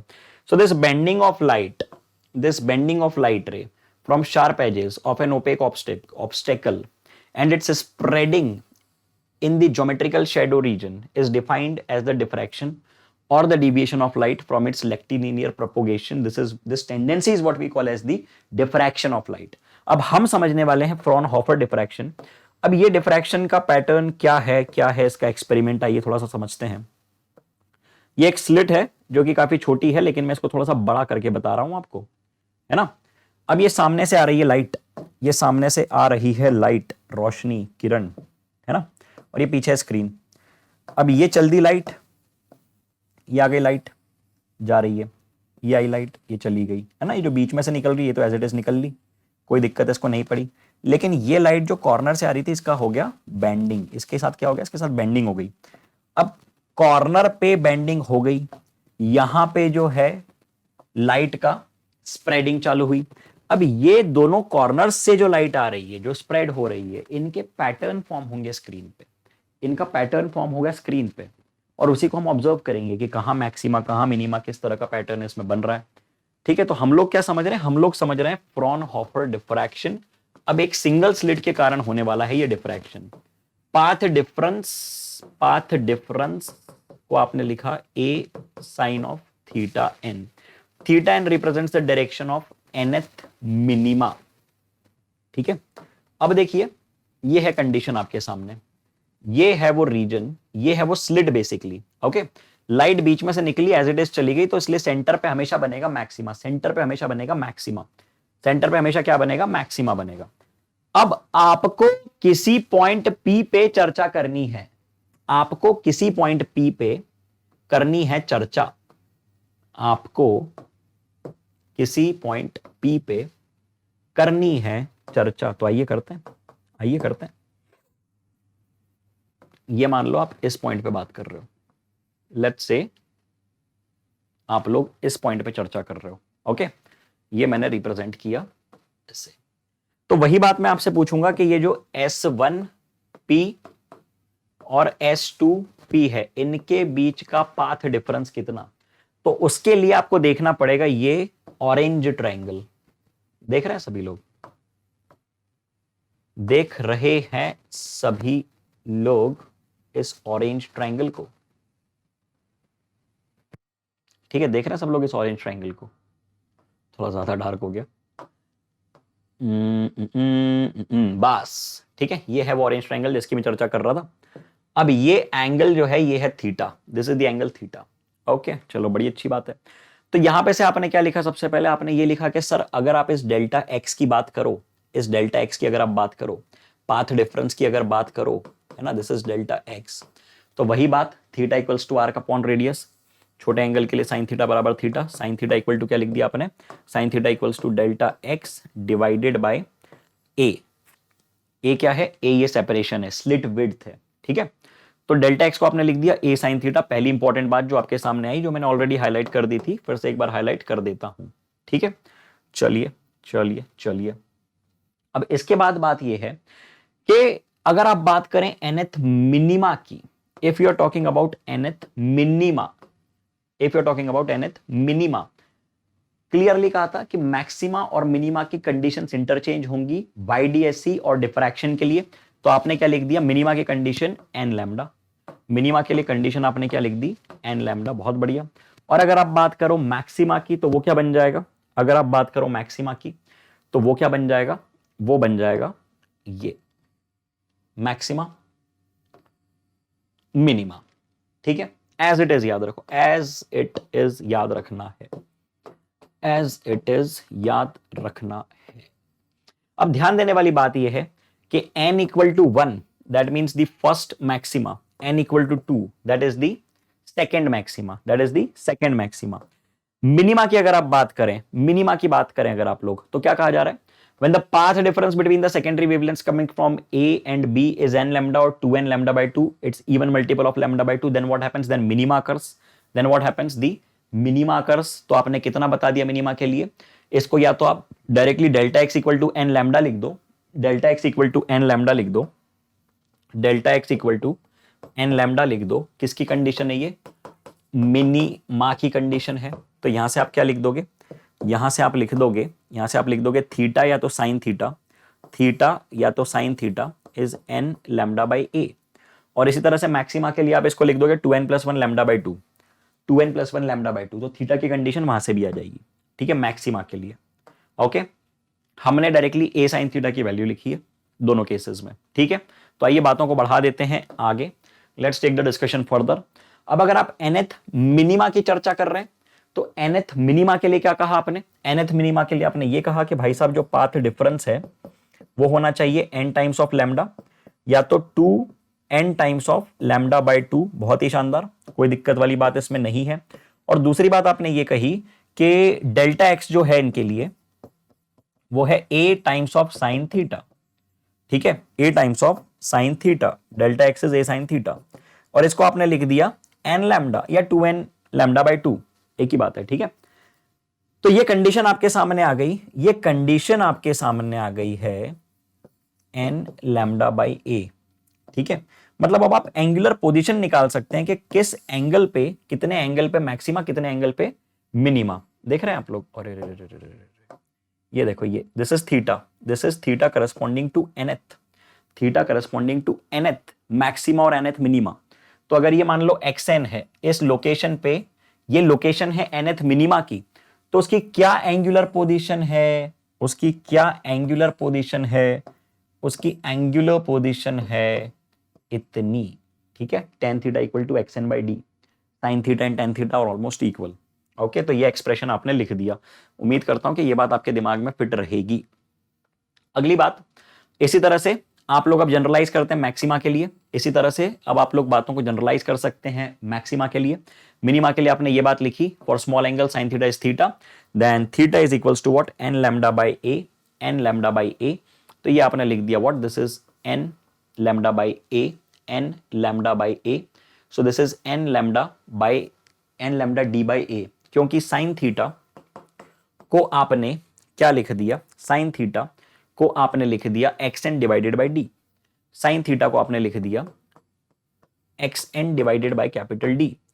तो a साइन थीटा जो आपका एक्सप्रेशन था, a sine theta equals to n lambda, आपने लिख दिया a into xn divided by capital D equals to n times of lambda.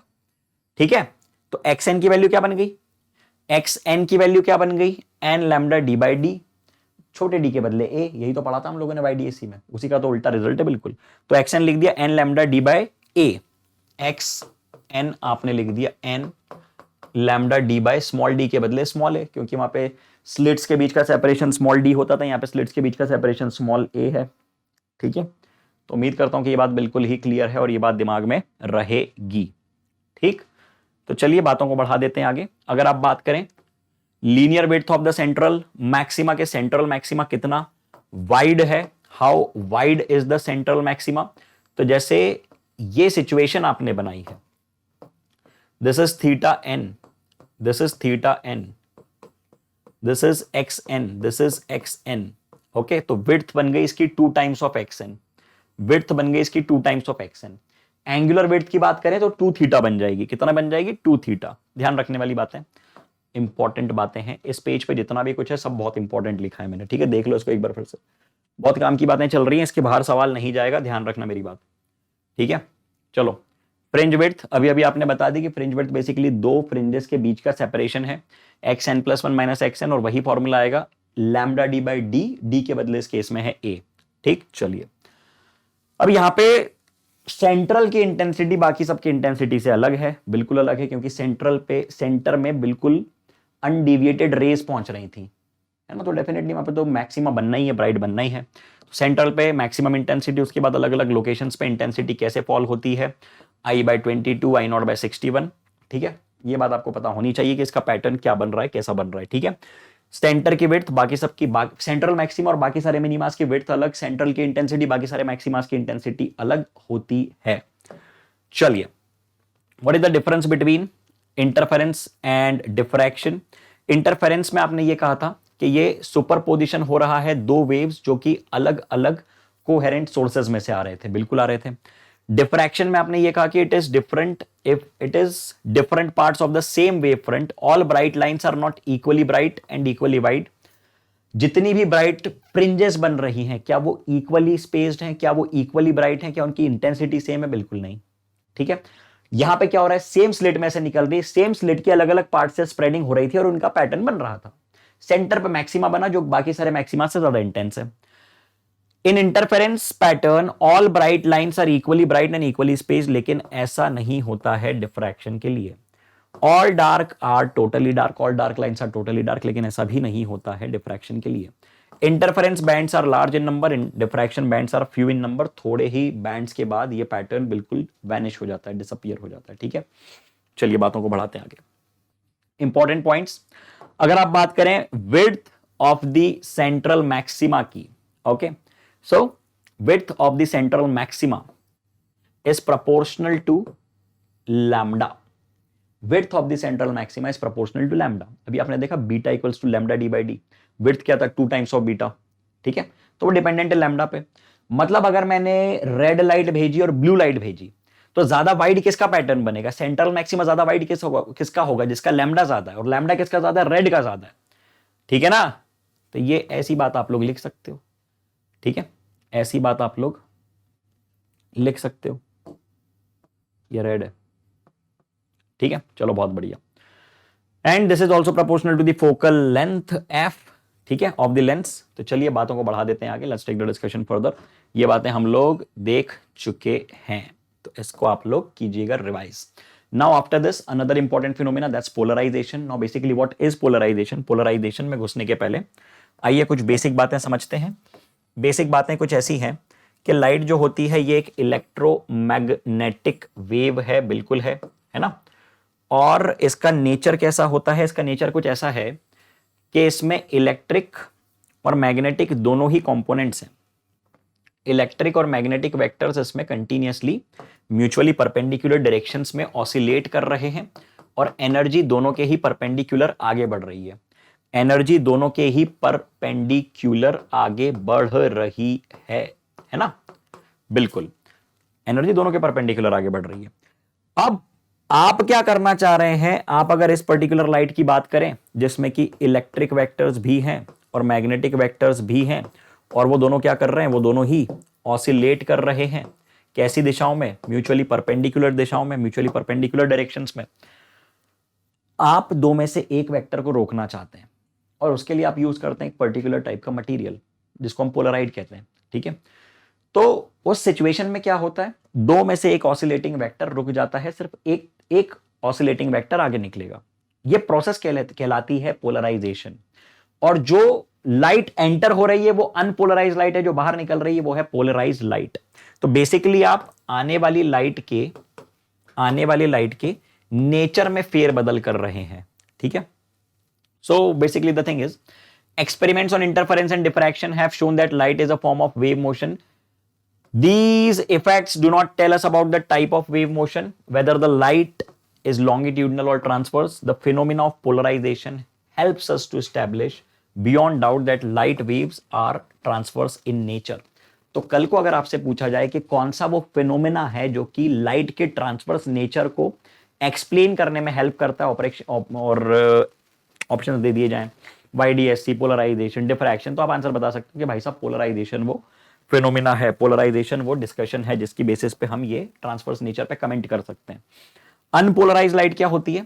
एक नॉर्मल लाइट, ऑर्डिनरी लाइट जो हम लोग आमतौर पे देखते हैं, It consists what? It consists of a large number of, it consists of basically a large number of oscillating vectors which are oscillating perpendicular to each other and the energy is perpendicular to both. क्या कह दिया मैंने कि ये electric vector, ये magnetic vector, ठीक है, electric magnetic ऐसा ऐसा ऐसा ऐसा ऐसा ऐसा, और एनर्जी दोनों के ही परपेंडिकुलर आगे जा रही है, एनर्जी दोनों के ही परपेंडिकुलर आगे जा रही है। तो देखो ये है, मान लो अगर ये इलेक्ट्रिक वेक्टर है, ये है direction of oscillation of electric vector, ये डॉट पता है क्या रिप्रेजेंट कर रहा है? ये डॉट क्या रिप्रेजेंट कर रहा है? ये डॉट रिप्रेजेंट कर रहा है मैग्नेटिक वेक्टर जो प्लेन के अंदर बाहर है, ठीक है। चलिए, so the phenomena of restricting the vibration of light यानी electric vector in a particular direction perpendicular to the direction of propagation of wave, this phenomena is what we call as the polarization of light. In polarized light, the vibration of electric vector occur in a plane perpendicular to the direction of propagation of light and are confined to a single direction in the plane, do not occur symmetrically in all possible directions, ठीक है। तो आइए इस बात को समझते हैं हम लोग कि क्या होने वाला है, इन सारी बातों को समझते हैं। जैसे मान लो ये अनपोलराइज लाइट है, ये अनपोलराइज लाइट है, अब इसमें दोनों वेक्टर्स हैं, इलेक्ट्रिक वेक्टर भी है और मैग्नेटिक वेक्टर भी है ना। तो ये मैग्नेटिक वेक्टर को मैं इसे डॉट से रिप्रेजेंट कर रहा हूं। अब जब ये स्ट्राइक करेगी किसी मीडियम पे, तो इस मीडियम में, डेंसर मीडियम में लाइट का रिफ्लेक्शन भी होगा from this in the same medium और रिफ्रैक्शन होगा इन द डेंसर मीडियम। मतलब लाइट का कुछ पार्ट रिफ्रैक्ट हुआ और कुछ पार्ट रिफ्लेक्ट हुआ, ठीक है। So we are discussing polarization by reflection, बड़ी अच्छी बात है। The simplest method to produce the plane polarize light is by reflection. This method was discovered by mister Malus in 1808। When a beam of ordinary light is reflected from a surface, the reflected is partially polarized. Reflect जो हो रही है पूरी तरह polarise नहीं है, partially polarized है। लेकिन refracted light, लेकिन जो refracted partially polarized, reflected 100% polarized. जो रिफ्लेक्टेड लाइट है, ठीक है, रिफ्लेक्टेड लाइट 100% पोलराइज्ड। ये मैं चेंज कर रहा हूं यहां पे थोड़ा सा। When a beam of ordinary light is reflected, the reflected light is the refracted. This should be refracted. This should be refracted. ठीक है? The refracted is partially polarized. Reflected is perfectly polarized. देख सकते हैं आप लोग, एक vector हट चुका है इसमें से, ठीक है।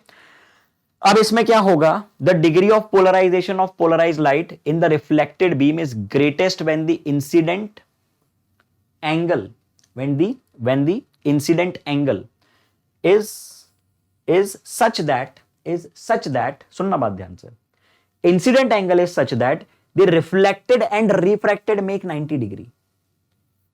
मतलब मैं अलग अलग एंगल पे इंसिडेंट करवा सकता हूं, लेकिन मैं ऐसे एंगल पे इंसिडेंट करवा रहा हूं जब रिफ्लेक्टेड और रिफ्रैक्टेड के बीच में 90 डिग्री का एंगल बन रहा है। ये कहलाता है पोलराइजिंग एंगल या तो ब्रूस्टर एंगल।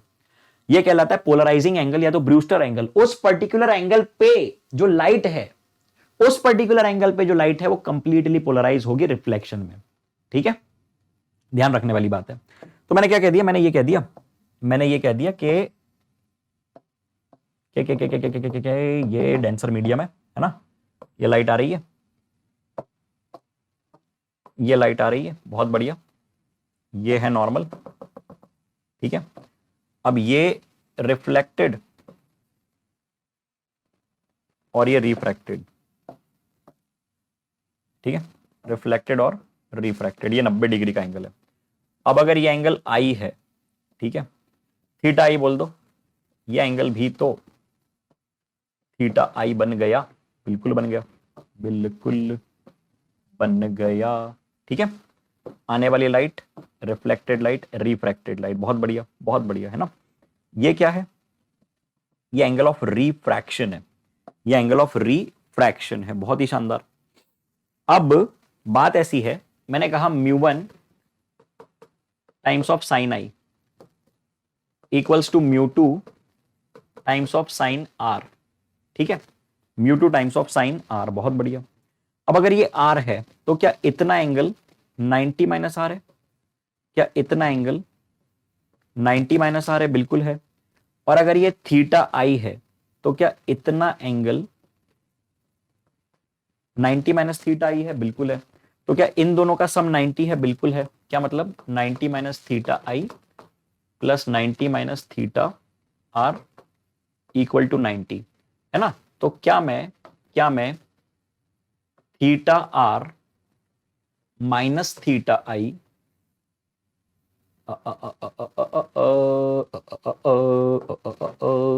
क्या मैं थीटा आर को 90 माइनस थीटा आई लिख सकता हूं? बिल्कुल लिख सकता हूं, है ना। थीटा आर को 90 माइनस थीटा आई लिख सकता हूं, बिल्कुल लिख सकता हूं, तो लिख दिया मैंने, ठीक है।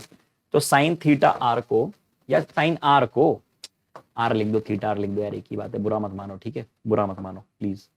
ये आर है, ठीक है।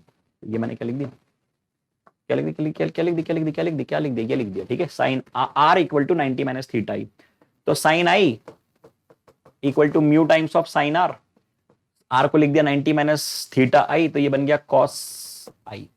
तो टेन आई क्या बन गया, टेन आई बन गया म्यू, खेल खत्म। म्यू है रिफ्रैक्टिव इंडेक्स, किसका, दूसरे का, किसके रिस्पेक्ट में, पहले के रिस्पेक्ट में, दो ये है, एक ये है। अभी मैंने एक ले लिया था, म्यू वन वन ले लिया था, अभी मैंने म्यू वन वन ले लिया था, ठीक है, कोई फर्क नहीं पड़ेगा। चलो उम्मीद करता हूं कि बात बिल्कुल ही क्लियर है। अब ये जो थीटा पी की आप बात कर रहे हैं, थीटा पी जिसको मैंने आई लिखा है, इसकी को ये लोग थीटा पी बोल रहे हैं, थीटा आई को थीटा पी बोल दो, थीटा आई या थीटा रिफ्लेक्शन एंगल बराबर होगा थीटा पी है ये, ठीक है, पोलराइजिंग एंगल। पोलराइजिंग एंगल वो एंगल है जब रिफ्लेक्टेड और रिफ्रैक्टेड के बीच का एंगल 90, और इस सिचुएशन में रिफ्लेक्टेड पूरी तरह से पोलराइज बनी है, बहुत बढ़िया। तो आपने क्या लिख दिया, म्यू जो है refractive index, that is equal to tan of theta p, tan of theta p. ये आ गया Brewster law. When unpolarized light strikes at polarizing angle, then what happens, then completely polarized light is observed in the reflection। इतनी सी बात है बस, ज्यादा इसमें confuse नहीं होना, खेल खत्म, ठीक है। So I equal to theta p, refracted light is partially polarized, I equal to theta p, reflected and refracted lights are perpendicular to each other, और रिफ्लेक्टेड जो है, रिफ्लेक्टेड वो कंप्लीटली पोलराइज्ड है, रिफ्रैक्टेड पार्शियली पोलराइज्ड है, ठीक है। चलो उसी का प्रूफ है जो अभी मैंने आपको करके दिखा दिया। ओके, इसके बाद आता है मालूज लॉ। मालूज लॉ में आप क्या कर रहे हैं, अनपोलराइज लाइट के आगे लगा रहे हैं पोलराइजर। अब मान लो कि पोलराइजर लगाया आपने, okay, so when completely plane polarize light beam is incident on an analyzer, the intensity of emergent light varies as the square of cosine. बात ऐसी है कि अनपोलराइज लाइट आएगी, पहले एक पोलराइजर लगाओ तो निकलने वाली लाइट प्लेन पोलराइज बनेगी, पोलराइज होगी। अब इसके आगे फिर से एनालाइजर, अब इसके आगे फिर से पोलराइड लगाओ, आप इसके आगे फिर से पोलराइड लगाओ और उसको घुमाओ, तो जो इंटेंसिटी है किसकी, ट्रांसमिटेड लाइट और आने वाली लाइट, उनकी अलग अलग होगी। मतलब जो ट्रांसमिटेड लाइट निकल रही है ना, जो फाइनली निकल रही है, जो फाइनल लाइट है, उसको आई फाइनल कह दो, ठीक है। आने वाली intensity into cos square theta, इस तरह से वेरी करेगी इंटेंसिटी। और थीटा क्या है, थीटा वो एंगल है जो कि आप दोनों पोलराइड्स के बीच में लगा रहे हो। ध्यान देने वाली बात यह है कि यहां पे जो लाइट आ रही है, यहां पे जो लाइट आ रही है वो अनपोलराइज्ड है, और यहां से निकली वो पोलराइज है, और आपने ये लगा के रखा हुआ है पोलराइड। अब जो लाइट निकलेगी उसकी इंटेंसिटी वेरी करेगी। मतलब इस पोलराइड को मैं पूरा 90 डिग्री पे कर दूं, पिछले वाले और आगे वाले पोलराइड के बीच में एंगल 90 कर दूं, तो जो फाइनल लाइट निकलेगी उसकी इंटेंसिटी 0 हो जाएगी, cos 90 इक्वल टू 0। बस यही कहता है ये लॉ, ठीक है, बस यही कहता है ये लॉ, मैल्यूज लॉ। ठीक, तो उम्मीद करता हूं कि ये बातें बिल्कुल क्लियर हैं। अब हम लोग आ जाते हैं कुछ सवाल पे। पहला सवाल आपके सामने है, ये सभी लोग पढ़ेंगे। पहला सवाल, read the first question what it says. क्या कह रहा है सवाल?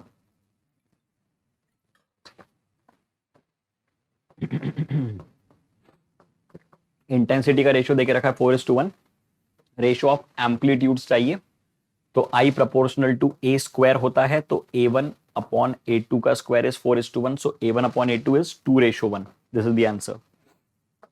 अगला सवाल, intensity ratio of the maxima is to minima, कितना देके रखा है? 9:1 देके रखा है। कितना देके रखा है? 9:1, है ना। Intensity of the used light source are in the ratio, मतलब I1:I2 का रेशियो चाहिए। I max को लिख दिया √I1 प्लस √I2 का whole square, upon root I one minus root I two का होल स्क्वायर लिख दिया, बहुत बढ़िया। रूट आई टू कॉमन निकाल दिया, root I one by root I two को आर लिख दिया, सीखा था हमने ये। So 9:1 is r plus one upon are minus one the whole square. Sir r क्या होता था, आपको सिखाया था अभी अभी थोड़ी देर पहले, r is root I one by root I two. ये कहां से आया, रूट आई टू को कॉमन निकाल के काट दो, खेल खत्म। कर दो जरा, बताओ क्या आंसर आ रहा है।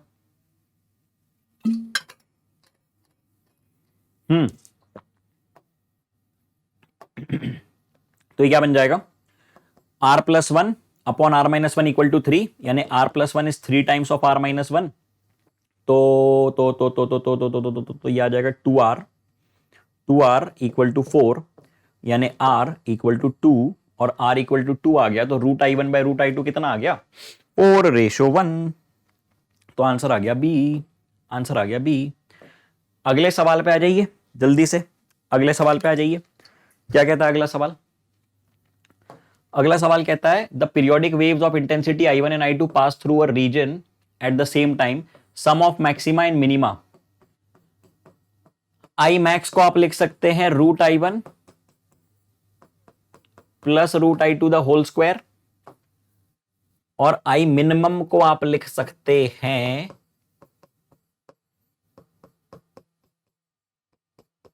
Root I one minus root I two the whole square. आपको इनका सम चाहिए, आई मैक्स प्लस आई मिन चाहिए। आई मैक्स प्लस आई मिन आपको चाहिए, तो ये बन जाएगा A square plus B square plus 2ab, है ना, plus A square plus B square minus 2ab। तो ये कैंसल आउट हो गया, तो आंसर कितना आ गया, 2 times of I1 plus I2। हलवा था ये, तो आसान था बिल्कुल, है ना। तो अगले सवाल पे आ जाए, आ जाओ अगले सवाल पे। In YDSC 2 coherent sources are placed, small D देके रखा हुआ है 0.9 mm, बड़ी अच्छी बात है। Fringe are observed 1 meter away, यानी कैपिटल डी आपको देके रखा है कितना, 1 meter, 1 meter. The wavelength of the monochromatic light, अब देखो क्या बोल के रखा है आपको, it produces second dark at a distance of 1 meter from the central bright, it produces second dark। अब आपको second dark देके रखा हुआ है, पहले तो ये कैपिटल डी भी आपको 1 मीटर देके रखा है, and it produces second dark fringe at a distance of 1 mm from the central, यानी एक्स ऑफ सेकेंड डार्क देके रखा है 1 mm, ठीक है। तो इसको इक्वेट कर दीजिए, इसको आप इक्वेट कर दीजिए 2n minus 1 lambda d by 2d से, 2n minus 1 lambda d by 2d से, और कैलकुलेट कर लीजिए, कैलकुलेट कर लीजिए इसको। आपको क्या निकालना है, ये पता है आपको, n की वैल्यू पता है, d पता है, d पता है ना, लैम्डा निकालना है आपको, निकाल दो, कैलकुलेट करके देखना इतना आंसर आएगा। Okay, let's take the discussion ahead. अगला सवाल आपके सामने है ये, a parallel beam of monochromatic light of wavelength, कितना देके रखा है wavelength, 5000 angstrom is incident normally on a single narrow slit of width. Diffraction पे सवाल आ गया भाई साहब, ठीक है। क्या पूछ रहा है, light is focused by a convex lens on a screen placed in a focal plane, the first minimum क्या होती है condition, a sin theta equal to n times of lambda, n की वैल्यू कर दो 1, n की value कर दो 1, कितना बन गया, कितना बन गया, निकालना क्या, लैम्डा निकालना है, लैम्डा निकालना है, थीटा निकालना है, सॉरी। तो a sin theta is 1 into lambda, lambda है 5000 into 10 to the power minus 10, इसको a से डिवाइड कर दो, कितना आ गया a कितना है, a है this is 10 to the power minus 3, और ये है mm यानी 10 टू दी पावर माइनस 3, ये भी है 10 टू दी पावर माइनस 3। तो कितना बन गया ये बन गया -6, ऊपर जाके बना कितना -4, और 1 2 3, और ये है 10 टू दी पावर -4, यानी ये 1/2 है, 1/2 का मतलब 30 डिग्री, ओके 1/2 यानी 30 डिग्री इज द आंसर। अगला सवाल आपके सामने है ये, पढ़िए जरा सवाल को, क्या कहता है, इन YDSC performed with blue and green light, आपको मालूम है VIB GYOR, VIB GYOR, है ना। तो lambda b is greater than lambda green, x is proportional to lambda. तो जिसके लिए लैम्डा की वैल्यू ज्यादा, जिसके लिए लैम्डा की वैल्यू ज्यादा, उसके लिए x की वैल्यू ज्यादा। तो आंसर क्या लिख देंगे आप लोग? आंसर आप लोग लिख देंगे कि ब्लू के लिए ज्यादा होने वाला है ग्रीन से। क्या पूछ रहा है ये? x is the distance from the central bright ना, YDSE में। हाँ, तो सिंपल सी बात है, क्या बन जाएगा ये? ब्लू और ग्रीन। ओ ओ, सॉरी सॉरी सॉरी सॉरी, उल्टा बोल दिया, उल्टा बोल दिया मैंने, उल्टा बोल दिया, उल्टा बोल दिया। VIB GYOR, मैंने फ्रीक्वेंसी का सीक्वेंस आपको कह दिया कि frequency of blue is greater then green, so lambda of green greater than blue. Okay, GYOR। Okay, sorry, slip of tongue, slip of mind. So this is lambda, and we know that green का lambda is greater than blue का lambda. Frequency of blue is greater than frequency of green. X is proportional to lambda. तो answer आपके सामने आ गया कि green के लिए x ज्यादा है, मतलब आंसर है C. This is the answer. आइए जरा अगले सवाल पे रीड करो, सवाल क्या कहता है। The next question in front of you is this: a screen is placed. A screen. Just a second. पानी पी लिया जाए, अभी P low.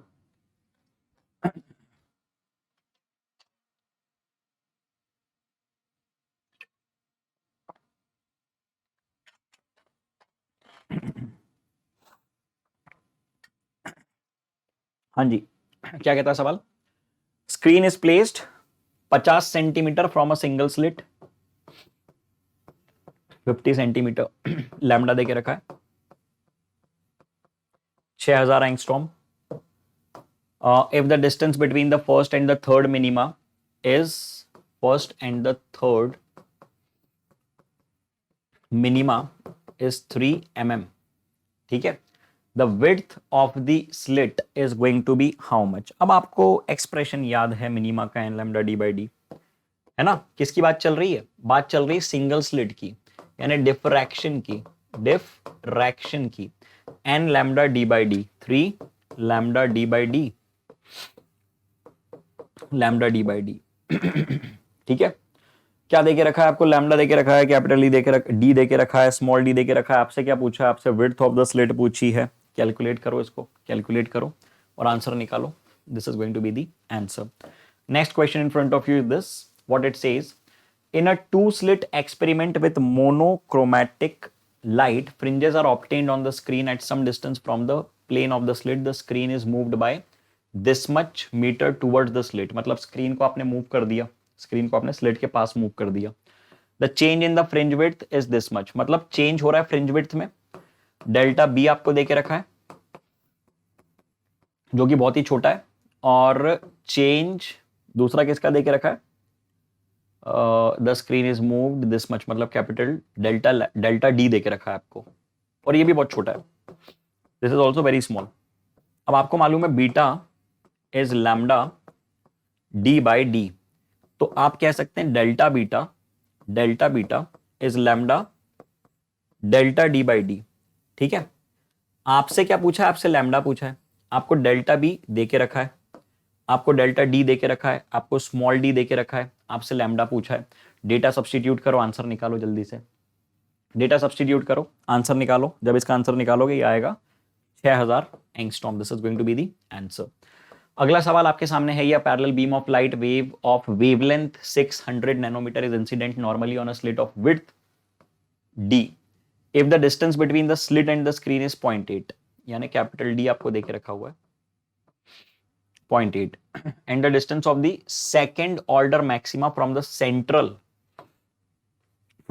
of the screen is 15 mm, है ना। the width of the slit। अब सबसे पहले तो किस तरह का एक्सपेरिमेंट है ये?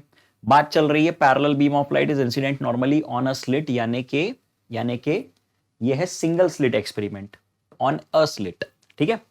और आपसे क्या कहा है? आपसे कहा जा रहा है the distance of second order maxima, sorry maxima, sorry second order maxima from the centre of the screen, second order maxima from the centre of the screen.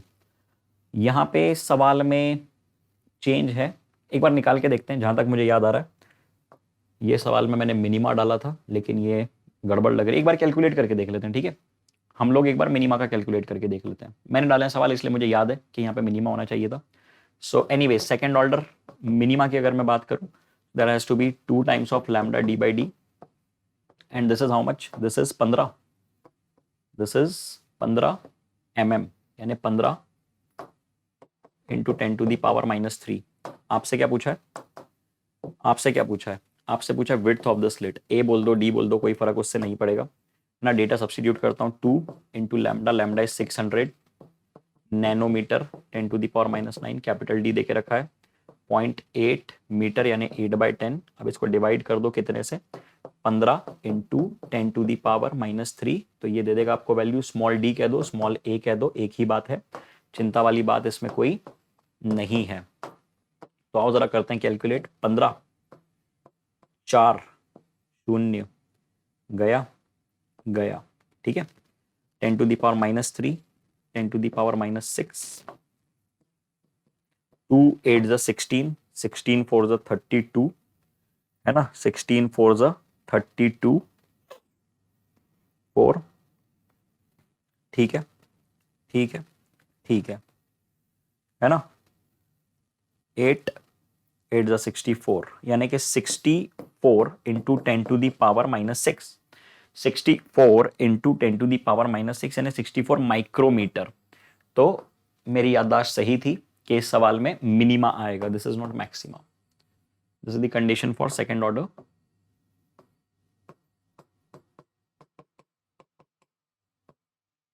Minima, ठीक है? क्लियर है ना? चलो बातें बढ़ाते हैं आगे। Let's take the discussion ahead. Which of the following is the path difference for destructive interference? अब डिस्ट्रक्टिव इंटरफेरेंस के लिए आपको पता था डेल्टा एक्स क्या होता है? 2n+1 lambda D by lambda by 2, 2n+1 lambda by 2, है ना? तो याद रखना ये, ठीक है? चलो बातें बढ़ाते हैं आगे। 2 points separated by a distance of 0.1 mm can be inspected in a microscope when light of wavelength 6000 angstrom is used. If the light of wavelength this much is used is with the limit of resolution, कुछ गड़बड़ है इसकी typing में, रुक जाओ। is used, okay, the limit of resolution will become, okay, I think there is some gadbad in the data, but still I'm giving you the concept that what actually the concept is। इसमें हमको क्या करना है? आपको small D देके रखा हुआ है, आपको लैम्डा की बात कर रहे हैं, आपसे पूछा जा रहा है लिमिट ऑफ रेजोल्यूशन। तो रिलेशन क्या होता है? रिलेशन ये होता है d equals to 1.22 times of lambda divided by mu sine theta, ठीक है ये बात। d equals to 1.22 lambda divided by 2 mu sine theta. इस एक्सप्रेशन को आप ध्यान रखना, इस एक्सप्रेशन को आप ध्यान रखना। अब इसके करस्पॉन्डिंग आपको क्या डेटा देके रखा है? डेटा सब्सटीट्यूट कीजिए, डेटा सब्सटीट्यूट कीजिए और कंपेयर कीजिए। Okay, so I am not considering this question because there is some mistake with the language and the data, but still the concept of the limit of resolution is this। आपको ये बात ध्यान रखनी है कि limit of resolution की बात करें अगर आप लोग, साइन थीटा को आप ऐसे भी लिख सकते हैं, साइन थीटा को आप लिख सकते हैं 1.22 lambda divided by 2 mu d. Okay, so theta is directly proportional to lambda, theta inversely proportional to d. ये बातें आपको ध्यान रखनी है, आगे और भी सवाल इस कॉन्सेप्ट पे आपको मिलेंगे। Read the next question, what it says. In Young's experiment, the distance between two slits is halved and the distance between the screen and the slit is made 3 times. Then the width of the fringe beta equals to lambda d by d. अब आपसे क्या कहा जा रहा है? आपसे कहा जा रहा है कि the two slits, the distance between the two slits is halved, यानी d को, स्मॉल d को आपने d by 2 कर दिया और कैपिटल D को आपने कितना कर दिया? and the distance between screen and the slit is made 3 times, so this is going to be 6 times, so it becomes 6 times। तो 12वें का आंसर आपके सामने कितना आ गया? 12वें का आंसर आपके सामने आ गया 6। तो चलिए अगले सवाल पे आते हैं।